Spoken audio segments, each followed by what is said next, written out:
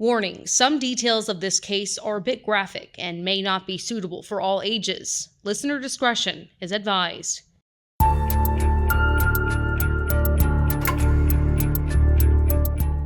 He took his authority for granted and calmly told investigators how he killed his 4 victims: Melissa Ramirez, Claudine Luera, Giselda Cantu, and Janelle Ortiz.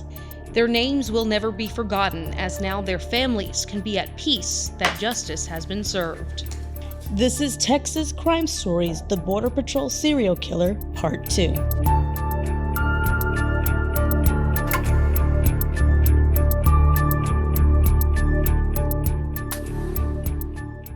Last year, we told you about the case of former Border Patrol agent Juan David Ortiz. He was accused of the murders of 4 women in 2018. In late November, early December last year, his trial took place.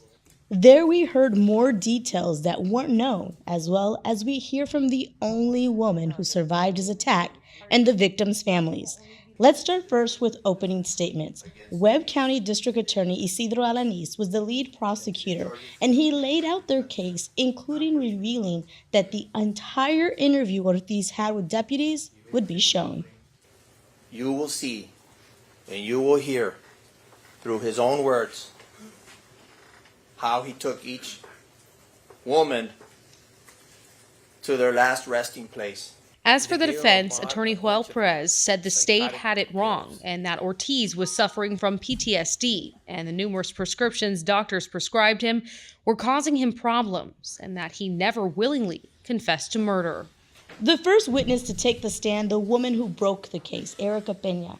Some background about Erica. On the stand, she says she was a drug addict and prostitute at the time in 2018 when she was picked up by Ortiz, who had been a client of hers before.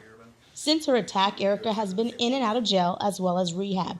At the time of testimony, she said she had been on methadone to help with her sobriety and had been sober for 11 months. Erica spoke about the night she was attacked and how she noticed Ortiz acting differently and how he mentioned her friend Melissa Ramirez. All of a sudden, he said that he was afraid that they would check his DNA because he was second to last to be with Melissa. Erica went on to say at this point she felt uneasy and had a feeling that Ortiz was behind her friend's murder. She said she threw up and blamed it on not having much to eat for the day. This is when Ortiz took her to get food at a nearby gas station, and that is when Erica said it turned for the worse. As soon as he took out the gun, he just stared at me, didn't say anything. I opened the door. I took off running. I snapped. You got off the truck, you said, without your blouse. Yeah, What happened to your blouse? I don't know. How did you lose your blouse? I don't even know. Everything happened so fast. Erica ran straight to a DPS trooper who was putting gas in his unit, yelling for help. It was then police got the break they were looking for, but what they didn't know is that while they were looking for Ortiz, 2 more women would be killed, something they didn't know until they finally arrested Ortiz and took him in for questioning.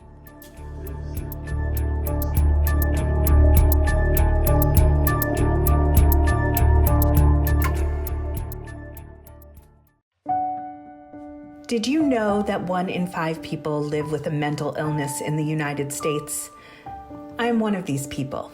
Hi, my name is Tally Dolge, and I could not be more excited to bring to you our new mental health and wellness podcast with KSAT called From Living in Silence to Living Out Loud. Each month, we will be bringing together community leaders, experts, and people who are living every day with a mental illness to discuss various mental health and wellness topics. This podcast is designed to continue to open the conversation. Together, we will explore these brave, resilient, and life-changing stories. We can't wait to have you join us. Releasing on all podcast platforms and on KSAT's YouTube page in 2023.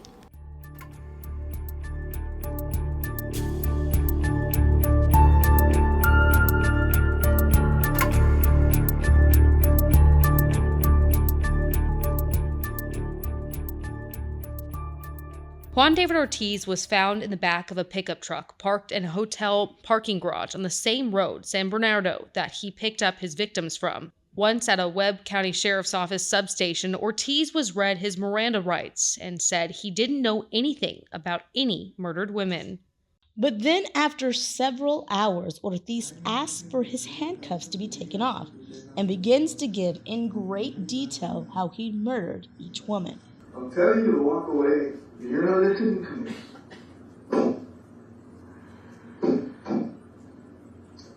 Takes a few steps. Shot it one time. This interview crucial for the state as Ortiz also gave motive.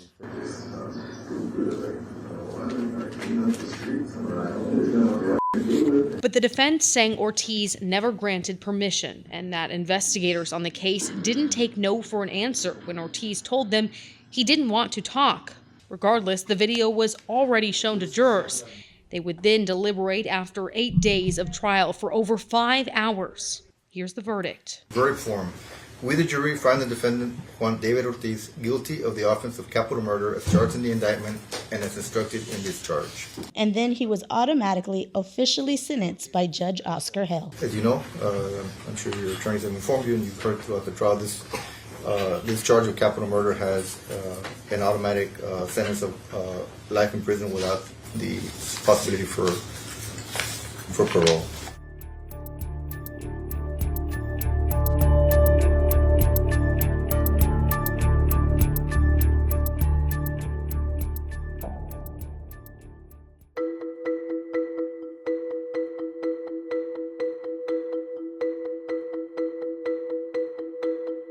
Hello, KSAT viewers. I'm Stefania Jimenez, anchor and reporter at KSAT 12 in San Antonio. On weeknights, you'll catch me on the Night Beat. Many of you want the news before 10 p.m., and this is for you. It's called The 9 at Night, a live 9-minute digital newscast airing at, you guessed it, 9 p.m. Call it a bite-sized show that's tailor-made for you. You'll get the day's top stories, weather, upcoming community events, and feel-good stories. Find us on YouTube, KSAT.com, and KSAT Plus, available on Amazon Fire Stick, Apple TV, Roku, or any way you stream, and of course, via podcast. So like or subscribe wherever you get your audio. That way you'll get the alert when each episode drops. That starts later this month. Until then, head on over to KSAT.com and sign up to be a KSAT Insider. That's where you'll get the inside scoops on all of our new and exciting projects.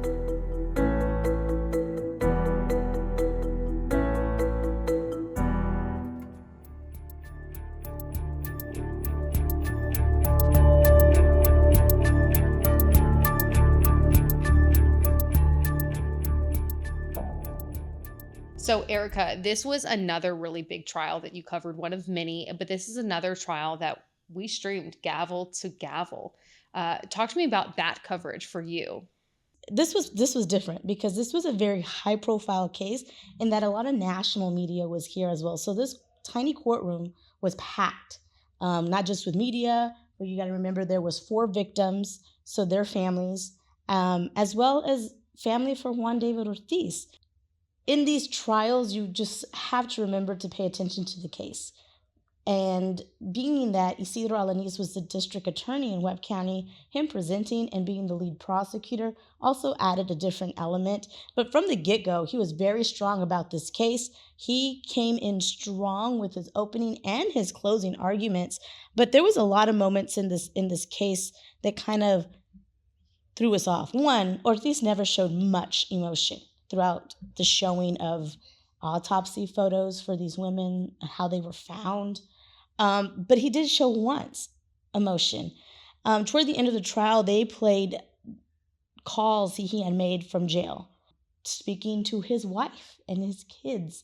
Some of this was suppressed and didn't make it, and some of it didn't make it to trial after a motion was filed by the defense. But this is the first time when he's hearing his children talk to him on the phone that he breaks down. He is sobbing. He has his hands over his head. So obviously, I don't know exactly what he's thinking at the moment, but not being in his children's lives obviously is what affects him. But the murders of these women, nothing. And he so calmly talks about how he killed each of them in great detail. He puts his hands up and like shows a gun and how he pulled the gun up and shot them and makes the noise of the gun, and talks about how these women, how they were just nothing. And that was just very, I couldn't imagine how those families felt. There was just so much, me as a person who didn't know these women, it didn't matter what their job was or what they did, how they lived their lives, but nobody deserved to die that way. Was that one of the most shocking parts of this trial for you? His lack of emotion when it came to these women, and then emotion when it came to hearing his own children and his wife? Yeah, it was just, and just sitting there, like you see him, and obviously he looks different than what he did in 2018 when he was arrested. It's like he's lost weight, he's kind of pale, he's wearing glasses. Of course, they cleaned them up for court, but yeah, not seeing any emotion. There was, for instance, for Melissa Ramirez, because they go through each of the victims and their autopsy reports, how she was found, which we don't really talk about it too much when we're giving the overview of the trial, but she was found alongside the roadway, face down, and she was still clutching a bag of M&Ms in her hand when they found her in the photos. And she's just thinking to myself, that's somebody's daughter you just left there like nothing. It was hard to see these photos. And then you see the photos of Claudine kind of the same way, laid out on the side of the road, of Giselda Cantu, who had more trauma than the other victims. She had some blunt force trauma to the face, not just gunshots. And then Janelle Ortiz, who the last two victims they didn't even know about until they interviewed him, where he's telling them in great detail, oh, and then I picked up this one, and I picked up this one, all on the same roadway in the same area. And these, Laredo is a city, but it's not a big city like San Antonio. So these women knew each other. Other people knew them. And it was just, I can't imagine what those families went through sitting there. And we saw their emotion oftentimes. And they sat there through everything, even photos of their loved ones, autopsy photos. And it was hard for them, and you felt for them. And this is one of the trials that I won't forget, because these victims deserved value. They deserved more than what they were given. And we'll talk more about them here in a moment. We'll hear from their families as well. I want to ask you, were you surprised at all with this verdict? I was a little more surprised about how long it took. It took over 5 hours. But what I've kind of noticed in these capital murder cases, because it is sometimes a life or death situation for the defendant, there's a lot to consider. There's a lot for the jury to take into consideration. Do we send this man, who we've just heard talking on the phone with his children and his wife, to prison for the rest of his life without parole? And I could see how that might weigh on somebody. So I think it also is good for us to remember that these jurors are taking their job seriously and actually thinking about everything presented to them. So that gives you kind of some solace that they just don't, oh, nope, he's guilty, or oh, nope, he's not guilty. They're thinking about it. They're having conversations about it. So it's good to see them actually taking their job as a juror seriously. I want to throw something else at you here. With this sentencing, it's capital murder, like we heard the judge say. Do we know why that capital punishment was then taken off the table? Why the death penalty was taken off the table? Yeah, so all up the entire summer, we knew this was a death penalty case. We had reported about it in our open court special. Literally weeks before trial started, the DA made an announcement of Webb County, Isidro Alanis, that death was no longer on the table, that the sentence would be life in prison if found guilty. And when asked why, he said a big part of that was the families of the victims. They didn't want him to get the death penalty. I specifically spoke to Melissa's mother for our open court special back in Laredo, and I asked her the same question. And this was before that decision was made. I go, what do you want to see happen to this man if found guilty? I want him to suffer every day in jail for the rest of his life. I don't want him to get the easy way out and be killed. I want him to suffer, and hopefully one day he would have some kind of remorse for what he did. I have chills when you were just talking. That is, I mean, that's it's wild for them to share that perspective, because I think so many times they said my loved one was killed. I want death to the person who did Yeah, I was like, this. throw the book at them. Right. And for these people to say, you know what? No, I don't want the death penalty. I want him to think about this every single day for the rest of his life. And as his children and his wife call him in prison, he's going to still have to think about this. That's powerful. Let's go back to the victims and talk about them. These are people that you got to know through their families. Talk to me about them. Yeah, so obviously the first victim was Melissa Ramirez. We spoke and got to know her mother. And in Laredo, we met with her, and your heart breaks for this woman as soon as you begin to talk to her, because they are left with some very unfair circumstances. Some background on Melissa. She was a drug addict. She was prostituting to get money for her addiction. Her mother has been taking care of her children.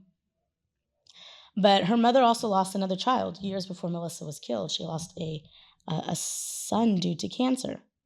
So finding out her daughter was murdered was really hard for her, and it still is very hard for her. And now she's taking care of 2 children for the rest of their lives, which are Melissa's 2 kids.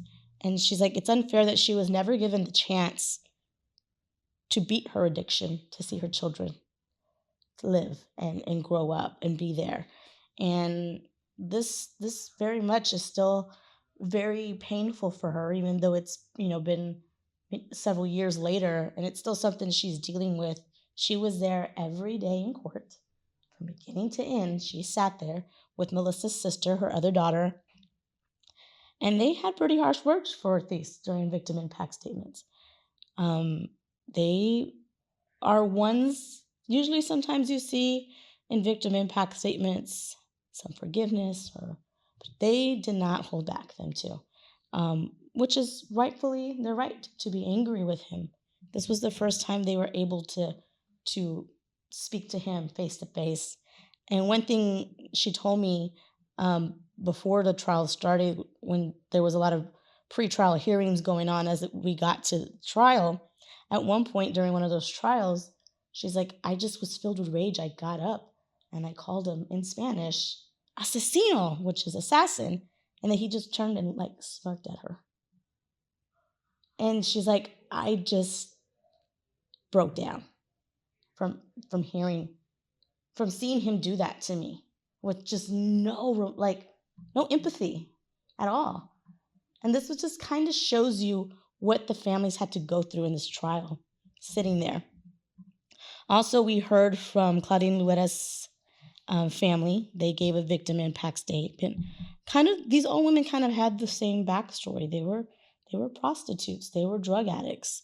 Gisela Cantu was another one. And then Janelle Ortiz was a transgender woman who was, living on and off the streets as well with a drug addiction.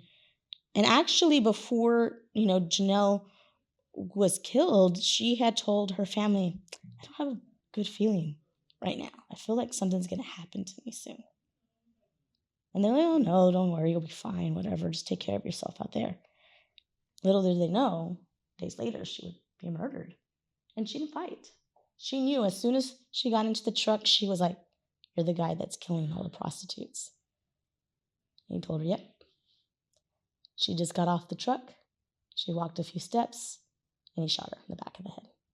I think hearing from their family really humanizes who they are and who they were. Yeah. So many times I think we hear someone dealing with substance abuse disorder who is a sex worker, and we don't have a lot of sympathy for that lifestyle.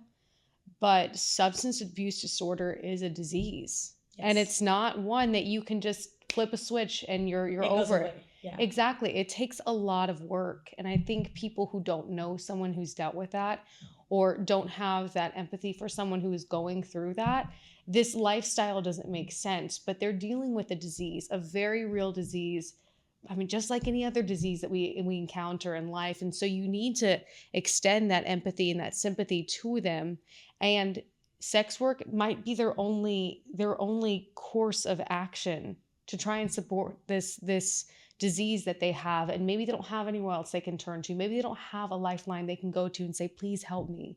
So many of us are fortunate that we can turn to that and turn to someone else, but maybe they don't have that. So I think, and I appreciate you sharing that about all of these women, because we oftentimes forget about that when we see someone who's living a different lifestyle than we are. So thank you for sharing that. Yeah, and the hardest part of covering any trial or any case are the victim impact statements.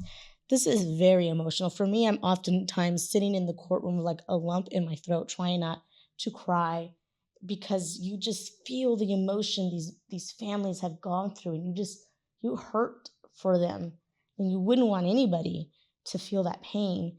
And I've heard many victim impact statements, but Griselda Cantu's brother Joey probably gave one of the most impactful statements I've ever heard. And I want you to listen to it, Lee. My name is Joey Cantu. Shelly Griselda Cantu was many things. And yes, she was a drug addict. She was a prostitute, and she was a felon. But she wasn't always these things.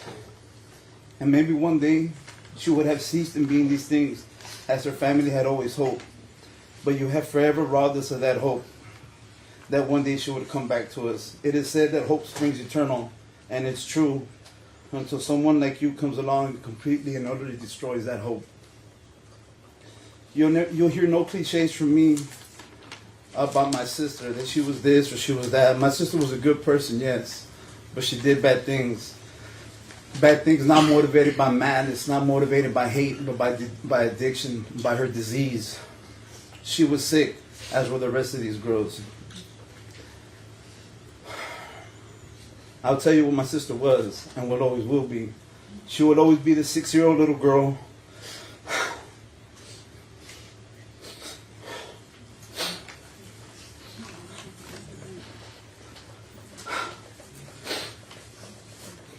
She was all I had, bro. She was all I had left. You took the last living member of my family, man. She will always be the 6-year-old little girl who would wake up in the middle of the night to walk her 8-year-old brother to the restroom because I was scared of the dark.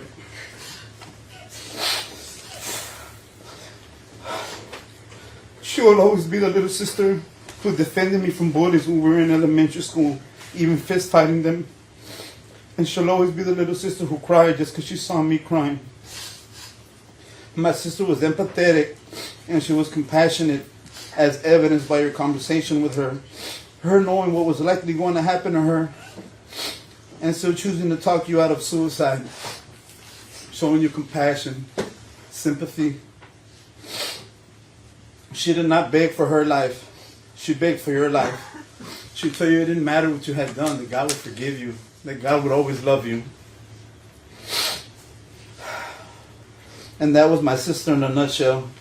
And in the face of that empathy and compassion that was surely God-given, you responded by violently taking her life. I guess it's true that no good deed goes unpunished. I've now had to live a life in which I've endured and suffered the murder of my mother, the murder of my father, and now the murder of my sister. It would be so easy to hate you. Too easy. But I've always abhorred the path of least resistance, and I don't hate you. I don't hate you at all. And I won't hate you, but I do hate what you did. Not only to her, but to all of us. And here's the irony. Roughly 26 and a half years ago, I stood where you now stand, accused and convicted of murder, sentenced to 40 years in the Texas Department of Criminal Justice. I spent 22 years and 11 months of my life in prison, from the age of 15 to the age of 38. When I was granted parole, the sister of my victim wrote me and told me that she forgave me for what I had done, and that I should forgive myself as well. And now I find myself here in front of the person who killed my little sister. And I want you to know that I forgive you. And I hold no ill will towards you, Ma. I pray that one day you find the peace that you have ripped away from all of us. You spoke of God's ability for miracles. Well, your miracle is that you get to continue living, to continue to see and hear from your loved ones Well, we no longer can. When in any other circumstance you would be facing a death sentence, I know that it was me, the brother of Giselda, who asked the DA to consider going without the death penalty. Because your family has suffered as well. No parent should ever have to watch their child die, even yours. I leave you with the words of my sister. No matter what you've done, it doesn't matter. God will forgive you and God loves you. May you find peace and freedom in Him. But I'll forever wonder if maybe Erica was not who she was, if Erica was not a prostitute and a drug addict, if swifter action could have been taken, would they have believed her should have been an upstanding citizen? Would it have taken 4 hours to find him? 3 hours, 2 hours, however long it took? You're not entirely your fault. We were failed at times by the justice system too.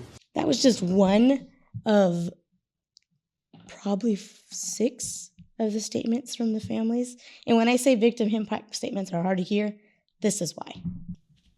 I don't have, I didn't know that she convinced Juan de Ortiz not to commit suicide.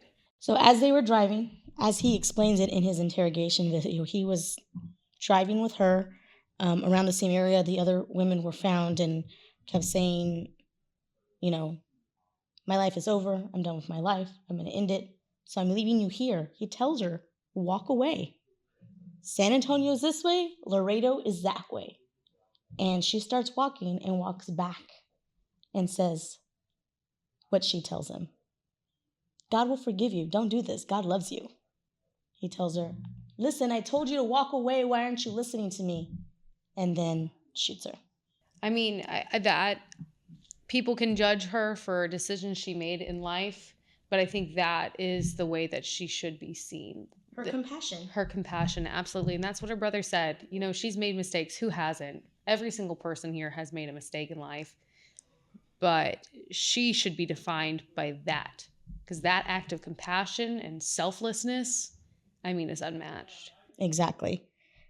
Juan David Ortiz is now serving life without parole at a prison outside of Houston. We requested an interview after his trial, but he has since denied our request.